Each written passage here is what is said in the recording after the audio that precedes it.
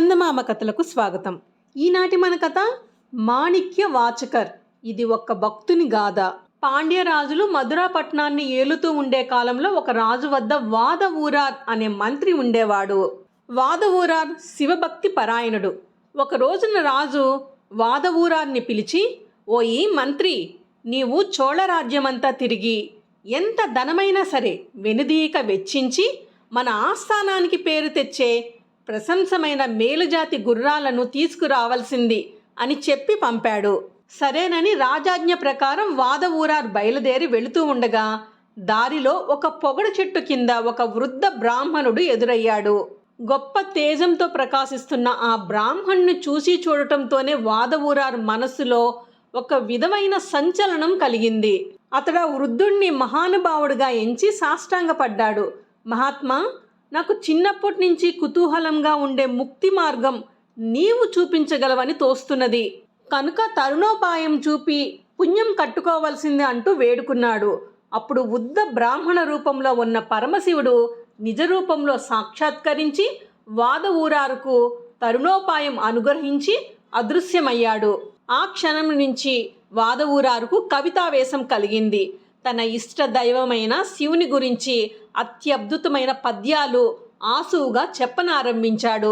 వాదవూరార్ చెప్పే మధుర కవిత్వానికి పరమేశ్వరుడే తన్మయుడయ్యి ఒకనాడు ప్రత్యక్షమయ్యాడు. భక్తాగ్రేసరా, నీ నోటి నుంచి వెలువడే పలుకులు ఒక్కొక్కటి మాణిక్యం విలువగలది. ఇప్పటి నుండి లోకులు నిన్ను మాణిక్య వాచకర్ అని పిలుస్తారు అని చెప్పి దీవించి అంతర్హితుడయ్యాడు.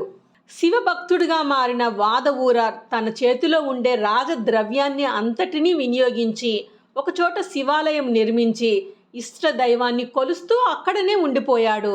ఇంతలో రాజుగారి భటులు వెతుక్కుంటూ వచ్చి వాదవూరార్ను తక్షణమే దర్బారుకు రమ్మనమని ప్రభువుల ఆజ్ఞ అయ్యిందని చెప్పారు. వాళ్ళ వెంబడే మాణిక్య వాచకర్ మధురా నగరానికి వెళ్ళాడు. ఈ ఆలస్యానికి ప్రభువు కోపించి దండిస్తారని మాణిక్య వాచకర్కు తెలుసు. అతను అనుకున్నట్టుగానే గుర్రాలు లేకుండా వచ్చినందుకు రాజు మాణిక్య వాచకర్ని ఖైదు చేయించి అనేక విధాలుగా హింసలు పెట్టాడు. ఇది చూచి పరమేశ్వరుడు విచారించి తన భక్తుణ్ణి రక్షించడానికని ఒక విచిత్రమైన ఉపాయం పన్నాడు. అడవిలో ఉండే నక్కల గుంపును మేలు రకం గుర్రాలుగా మార్చివేశాడు. తను ఒక గుర్రపు వాని వేషం వేసుకుని ఆ మాయా గుర్రాలను రాజు వద్దకు తీసుకువెళ్ళాడు. గుర్రాలను చూడగానే రాజు ఆశ్చర్యభరితుడయ్యాడు. అప్పుడు ఆ గుర్రాలవాడు రాజుతో, ప్రభు, నేను మాణిక్య వాచకర్ స్నేహితుడను. చోళరాజ్యమంతా తిరిగి ఎంత ధనమైనా సరే వెనుదీయక మేలుజాతి అశ్వాలను తెమ్మని నన్ను అతను నియమించి ఉన్నాడు. ఇవే ఆ గుర్రాలు అని చెప్పాడు. మంత్రి పట్ల జరిగిన తొందరపాటుకు రాజు విచారించి వెంటనే వాచకర్ని ఖైదు నుంచి విడుదల చేయించాడు. కొత్తగా వచ్చిన గుర్రాలను సాల లోపల కట్టివేశారు రాజభటులు. అయితే ఆ రాత్రే గుర్రాలుగా ఉన్న ఈ నక్కలన్నీ వాటి నిజరూపం పొంది సాలలో ఉండే అసలు గుర్రాలను కరిచివేసి అడవిలోకి పారిపోయాయి. ఇందుకు ఫలితంగా రాజావారి సాలలో ఉండే మేలుజాతి గుర్రాలు చాలా వరకు చచ్చిపోవటము, కొన ప్రాణాలతో బ్రతికి ఉన్నప్పటికీ ఎందుకు పనికి రాకుండా పోవటం జరిగింది. ఈ సంగతి తెలియగానే రాజు ఉగ్రుడయ్యాడు. మాణిక్య వాచకర్ మాయలు చేస్తున్నాడని, తనను మోసం చేస్తున్నాడని తలచి ఈసారి మునుపటి కంటే హెచ్చుగా మంత్రిని హింసలు పెట్టసాగాడు. తన భక్తుని పట్ల రాజు చేసే దుర్మార్గాలకు రుద్రుడు ఉగ్రుడై తలపై ఉండే గంగను భూలోకానికి వదిలిపెట్టాడు. వైగా నది ఆకస్మికంగా పొంగిపోయింది. మధురాపట్నం తుడిచిపెట్టుకుపోతుందా అని రాజుకు భయం పట్టుకుంది. ఈ ఆపద సమయంలో చేసేదేముంది? జనులంతా మట్టి తవ్విపోసి నగరు పక్షంగా ప్రవహించే వైగా నది గట్టును దిట్టపరచమని ఆజ్ఞ ఇచ్చాడు. ఊళ్ళో చిన్న పెద్ద అందరూ శ్రమపడి మట్టి తవ్విపోస్తున్నారు. అయితే ఒక వృద్ధురాలు మాత్రం వృద్ధాప్యం వల్ల రాజాజ్ఞను నెరవేర్చలేక విచారిస్తూ కూర్చుంది. అప్పుడు కూలి చేసే ఒక చిన్న బాలుడు అక్కడికి వచ్చాడు. వచ్చి, అవ్వా, నువ్వు మట్టి తవ్వనందుకు రాజు ఏం చేస్తాడోనని దిగులు పడకు, నువ్వు చేయవలసిన పని కూడా నేను చేసి పెడతాలే అని ధైర్యం చెప్పాడు. బాలుని మాటలు వినగానే ఆమెకు ప్రాణం లేచి వచ్చి ఎంతో సంతోషించింది. కానీ తీరా వృద్ధురాలని వెంట పెట్టుకుని ఆ బాలుడు నది వద్దకు వచ్చిన తర్వాత పని పాటలు చేయలేదు సరికదా, వృద్ధురాలు మూటకట్టి తెచ్చుకున్న రొట్టె తీసి ముక్కలు కొరుక్కుంటూ ఆటలాడుకోసాగాడు. ఊరందరూ కష్టపడి నగరం రక్షించుకుంటూ ఉంటే ఇటువంటి ఆపద సమయంలో ఈ కొంటెవాడు నిశ్చితంగా ఆటలాడుకుంటూ కూర్చున్నాడా అని కోపం వచ్చి రాజు తన చేతుకున్న బెత్తంతో పిల్లవాడి వీపు మీద చుర్రుమని ఒక దెబ్బ వేశాడు.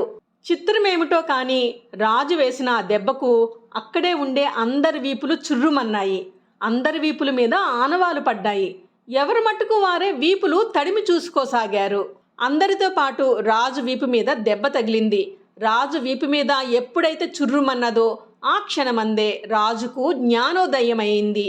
ఆ కుర్రవాడు పరమేశ్వరుడే అని తెలుసుకుని తప్పు క్షమించి అనుగ్రహం చూపమంటూ రాజు బాలుడిని ప్రార్థించాడు. కానీ అప్పటికప్పుడే బాలుడు అంతర్హితుడైపోయాడు. ఇందుకు తోడు అక్కడి ప్రజలంతా ఒక వింత విషయం చెప్పుకోసాగారు. ఎంతమంది ప్రయత్నించినా వైగానది గట్టు కట్టుపడలేదని. ఆటలాడుతూ పాటలు పాడుతూ ఆ పెంకె బాలుడు వాని చేతిలో కొంచెం మన్ను తీసి వేసేసరికల్లా నదిలోని నీరు పొంగటం నిలిచిపోయిందని, ఆ బాలుని మహిమ వలనే నీళ్లు గట్టు దాటి రాకుండా నగరం రక్షించబడిందని. ఆ మాటలు చెవిని పడేసరికి రాజుకు మరీ విస్మయం కలిగింది. ఏమైనా సరే ఆ చిన్నారి బాలుడు మళ్ళీ కంటపడే వరకు ఇక్కడ నుండి కదలను అని భీష్మించుకు కూర్చున్నాడు. ఇటువంటి దీక్ష పట్టి ఉన్న రాజుకు అప్పుడు ఇలా మాటలు వినబడ్డాయి. రాజా, నీ ఆస్థానంలో ఉన్నటువంటి మంత్రి వాచకర్ సామాన్యుడు అనుకుంటున్నావు కాబోలు. అతడు గొప్ప భక్తుడు, మహిమాన్వితుడు సుమా. ఇప్పుడైనా తెలుసుకో అని. తక్షణమే రాజు మాణిక్య వాచకర్ వద్దకు స్వయంగా వెళ్ళి క్షమాపణ చెప్పుకుని అతనిని చెర విడిపించాడు. వాచకర్ తిరుపెందూరై అనే ఊరిలో నిశ్చింతగా శివారాధన చేసుకుంటూ ఉండగా చిదంబరం వెళ్ళవలసిందని శివుని ఆజ్ఞ అయ్యింది.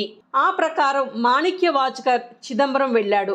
అక్కడికి ఒక జైన సన్యాసి తన మతం ప్రచారం చేసుకోవడం కోసం వచ్చాడు. వాచకర్ ఆ జైన సన్యాసికి మధ్య తీవ్రమైన వాదోపవాదాలు జరిగాయి. అందులో ఆ సన్యాసి నెగ్గలేకపోయాడు. పైగా మూగదైన చోళరాజు కూతురును మాట్లాడించగలిగావంటే నేను ఓడిపోయినట్టే అంగీకరిస్తాను అన్నాడు. అప్పుడు మాణిక్య వాచకర్ పరమేశ్వరుని కృప వల్ల ఆ జైన సన్యాసి తనను అడిగిన అడ్డు ప్రశ్నలన్నిటికీ ఆ మూగ బాలిక చేతనే జవాబులు చెప్పించాడు. ఆ అమ్మాయి నోటి వెంట వచ్చే యుక్తియుక్తమైన చక్కటి జవాబులు జైన ప్రచారకుడు, అక్కడ ఉన్న అందరూ ఆశ్చర్యభరితులయ్యారు. అప్పుడు జైన సన్యాసి మాణిక్య వాచకర్కు సాష్టాంగపడి ఆయనకు ప్రియ శిష్యుడై వెంటనే శైవ మతాన్ని అవలంబించాడు. తర్వాత మాణిక్య వాచకర్ అనేక పుణ్యక్షేత్రాలు దర్శించుకుంటూ పోయి చివరకు పరమేశ్వరునిలో ఐక్యమయ్యాడు.